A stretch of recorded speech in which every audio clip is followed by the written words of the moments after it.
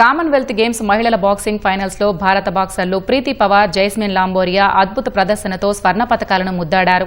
మహిళల 54 కేజీల విభాగంలో ప్రపంచ 3వ ర్యాంకర్ ప్రీతి పవార్ కెనడాకు చెందిన స్కార్లెట్ డోల్డాపై 5-0 తేడాతో ఏకపక్ష విజయం సాధించి భారత్కు పసిడి పతకాన్ని అందించింది.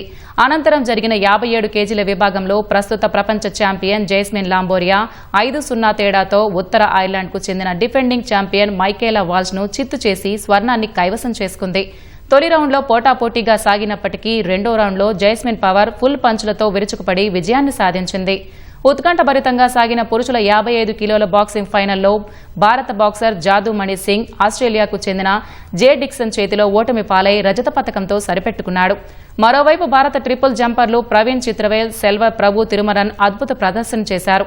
పురుషుల ట్రిపుల్ జంప్ ఈవెంట్లో ప్రవీణ్ చిత్రవేల్ 16.58 మీటర్ల అత్యుత్తమ జంప్లో రజత పతకం సాధించగా సెల్వ ప్రభు 16.52 మీటర్ల జంప్తో కాంస్య పతకం గెలుచుకున్నాడు.